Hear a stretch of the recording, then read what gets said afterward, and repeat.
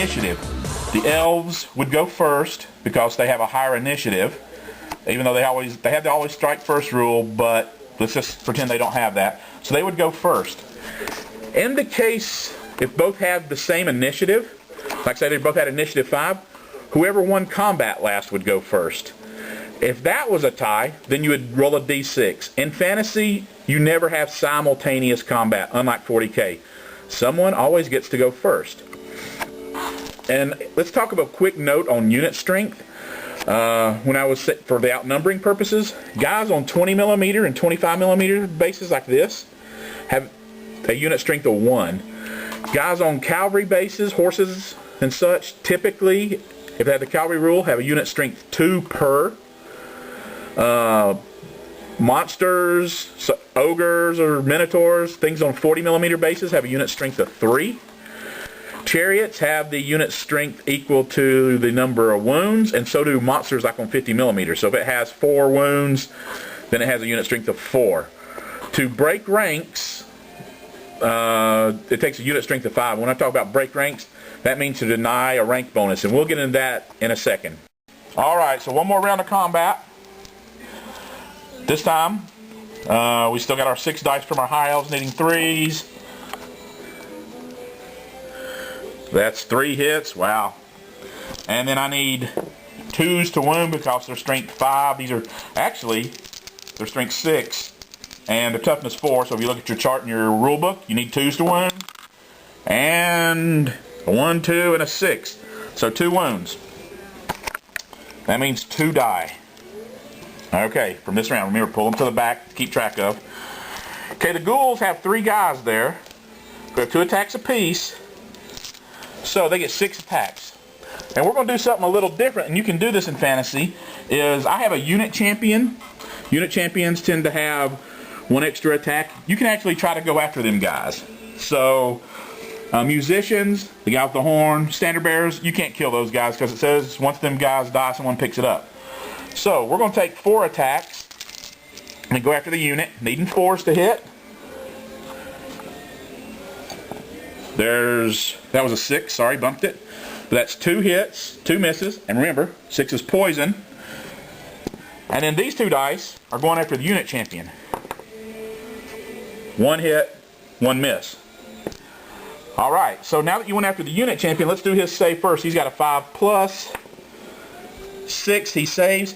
If he wouldn't have made his save, then the unit champion would actually be dead, and they would go from having 6 attacks down to 5 because he has 2 attacks, and he would be replaced by a regular trooper. Anyways, let's do the 2 armor saves.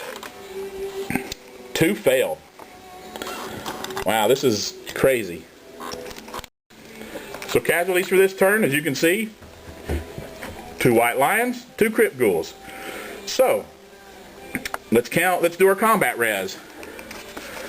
This is how many we have. Currently, these are 5, so there's 17 there. Those 2 would be 19. What would be their combat res? I'll give you guys a second to think about it. Doo, doo, doo, doo. Yeah, that's lame Jeopardy music. If you said their combat res for ranks is +3, you're wrong. It's +2. Remember, first rank doesn't count. +1, +2. This was not a full rank of 5. It was 1, 2, 3, 4.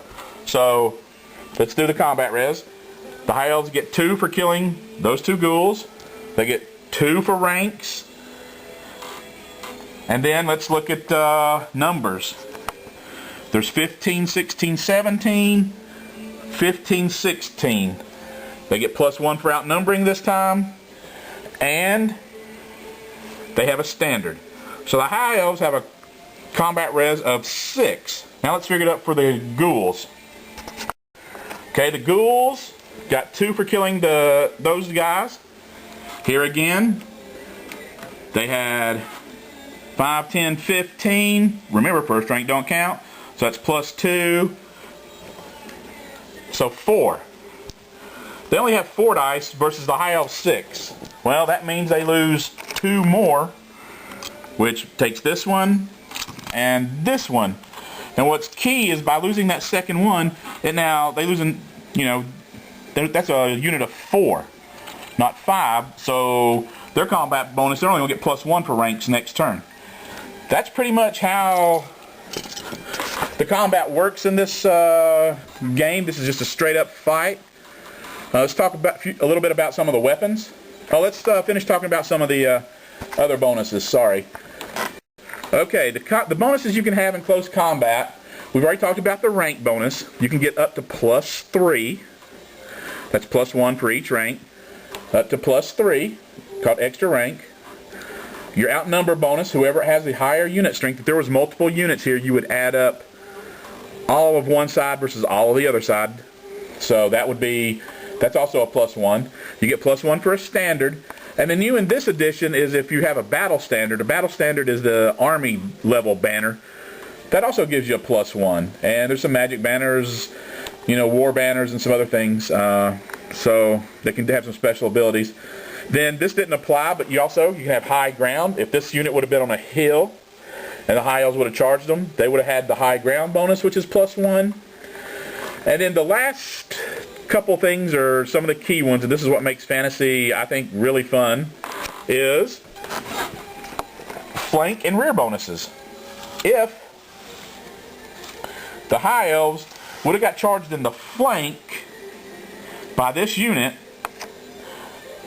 okay, the flank bonus, if the high elves would have gotten charged in the flank, notice there's 20 of them here, and 20, these were almost even, the only difference being the standard before combat, because the ghouls don't have a standard, so +1. But if the ghouls were able to pull off this, let's look at what the static combat res. Now, static combat res is basically what the combat is before any dice have rolled.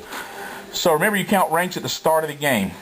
If a unit has a unit strength of 5 or more and isn't a flyer or skirmisher, then you can negate your opponent's rank bonuses. You might think, well, that's no big deal. But let's use the dice. Now remember, this is before any combat rolls. So the ghouls would get +3 for 3 ranks. They would get +1 for being in the flank. If they were in the rear arc, they would get +2. Okay, so the ghouls have a +4 before combat has even been rolled.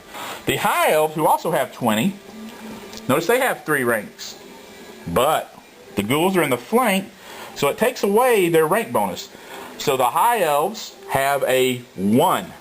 That's right, only because of the standard. So you can see that the ghouls have 4, the high elves have 1. The high elves have already lost by 3 before any combat. And if the ghouls pulled this charge off, they would be going first if these were regular elves or a regular opponent, because high elves strike first. But you can see it doesn't look good for this unit to hang around because they're already down by 3. And only the people on the side get to attack. So in this case of combat, the elves would only have 4 people attacking, and the ghouls would have all 5 of these, which didn't die, using their always strike first rule. So as you can see, flank is huge.